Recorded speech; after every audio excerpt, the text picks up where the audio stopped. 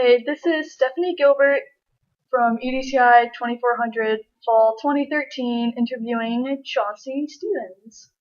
So, Chauncey, can you tell us a little bit about your family, like maybe your parents' jobs or siblings, things like that? Okay. So I grew up in a two-parent household. However, however, it wasn't a very stable two-parent household for a long time.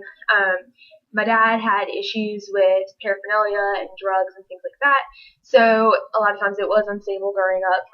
But I did have a mom to rely on a lot, and she was really the one who pushed me to do well in school. And I also have two younger brothers, so a lot of times I was playing mom number two almost for my younger brothers. And I would say that despite the circumstances that we had to go through and being from a lower socioeconomic background, my parents, or at least my mom, really pushed us to succeed in school, both myself and my brothers, and we were really able to go a long way with that. That's good. So what school did you go to, and what city was it in? And in general, what was it like? Maybe tell us a little bit about the type of students you generally saw. Was it suburban school or rural school? And did they generally have high, low, or medium socioeconomic statuses? Okay. So my elementary and middle school was called Central Elementary School. It's in Gonzales, Louisiana. And that was more so middle class, some lower working class, but it was pretty stable middle class. And then when I went to high school, I also went to high school in Gonzales, Louisiana at East Ascension High School. And that was an inner city school and it was kind of a mix from Central Elementary, which had some, like I said, working class, but also a little bit of middle class. But then Gonzales Middle School, which was one of the feeder schools, was more so where it was poverty, or those who were impoverished, as well as working class. So there was a kind of heterogeneous mix at East Ascension. And I would say it was still, it was predominantly white. However, there was a lot of minorities. There were a lot of Hispanics as well as African Americans, some Asians. But I definitely saw in my classes, it was more so Caucasian students with a few minorities. However, in the regular ed classes, there were mostly minorities because they didn't have as good of a middle school education. So when they got to high school, they were further behind. So just to clarify, so you were in the advanced classes? Yes. Does that mean honors, gifted, AP, or what sort of that combination? So predominantly all honors classes if they were offered, and then for whatever AP classes and early start classes that were offered, I was in those as well. And then there were some general education classes that I was in because they didn't offer an honors version or an AP version. Okay. So were you involved in anything at school? And if so, how did you pay for it? Because you said you're from a lower socioeconomic status, so did you have to have a job to pay for your activities? So I did a lot of different activities at school. Most of them were just different organizations and clubs that didn't require much income or much money, as far as dues go, or having to pay for supplies or anything. Most of them might have been a $10 due at the beginning of my membership. But I did have a job from sophomore year on, and before that, oftentimes I would babysit for either teachers or coaches or families, friends, things like that.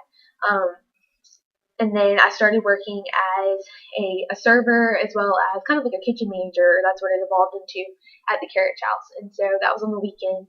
But predominantly throughout high school, I played soccer a lot, and I ended up playing traveling soccer, but we would fundraise for all of that.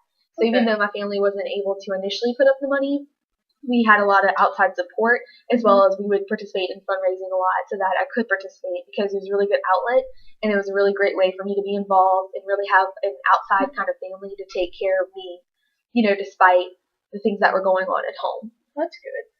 You said that your mom really pushed you academically. So can you expand on that a little bit more?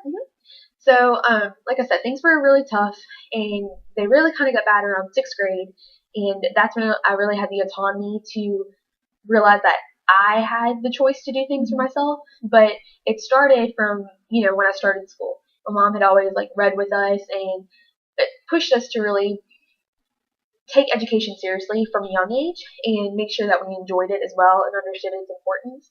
So as I got older and then I started to make my own decisions, I realized that education was a thing that I could control. Like how I performed in school, what I was involved in school was under my control, and it wasn't unstable like it was at home.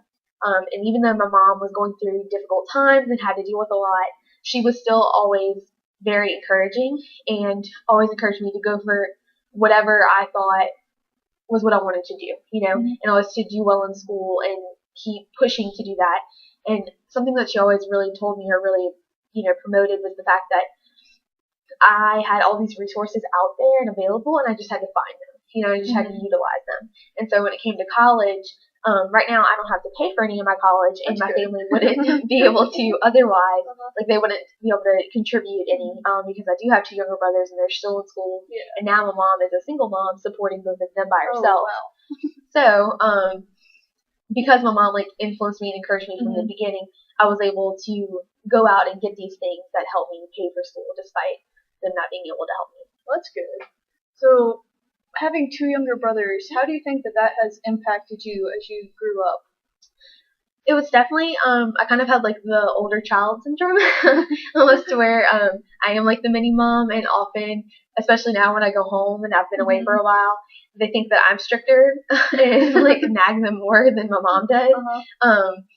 So it definitely made me take on more responsibility, I think, especially when our family was going through hard times, just because I really wanted to always protect my brothers and kind of shelter them in a way and make things less difficult.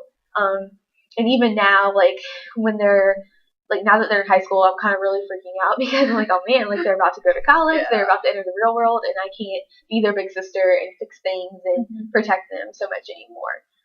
But I definitely say it made me more nurturing and responsible as well. So all positive things. I hope so. They don't always think so because they think that sometimes it's annoying, but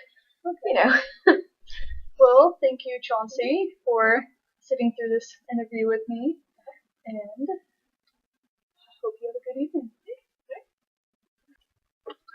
So, I definitely learned a lot from my interview with Chauncey. She taught me that even though kids could come from a lower socioeconomic status, they can still be just as successful as kids who come from a more privileged background like I do. I have a dad who definitely makes us qualified for the upper middle socioeconomic level. So I was very privileged, if I ever wanted to do anything in school, my parents would just pay for it. I always had an allowance. I wanted to go out to eat with friends, they would pay for it. I did not have to have a job in high school, things like that. So definitely helps me as a future teacher because, sorry, I could be teaching kids from those lower socioeconomic statuses. And I just need to remember that they have just as much potential to be successful as kids from privileged background like me do. So I definitely want to keep that in perspective. It was also interesting that she did not come from a very stable household, and I did, but she still turned out to be just as successful as me. So once again, I just need to make sure that I don't, undermine those kids who might have a rough background. I gotta continue to encourage them to, push them to do the best that they can. And also, I grew up with older sisters, so I was the baby of the family when she's the oldest child and she had brothers. So I wonder if maybe that's why she did the sports, like soccer, whereas I didn't when I was growing up. So that could be one reason of that. And also, she actually, because she has younger siblings, she has that more nurturing motherly side to her, just because she had younger siblings, whereas I only had the younger child syndrome of I got spoiled and I expected to be taken care of, and then I got to college, the real world, and I had to start taking care of myself and I actually had to get a job. So it'll be interesting to have to, think about those sorts of things. Also, when they go home, do they have to help their siblings with homework? Do they have to cook dinner for their siblings? Or do they have an attitude in class because they're used to being the spoiled youngest child? It definitely opens my eyes to backgrounds of other people, and I just gotta remember to think about that. Maybe it'd be a good idea as a teacher to ask them, if they're the oldest sibling or the youngest sibling, or who takes care of them at home. things like that. Just as a teacher, I know a little bit about their background from the start.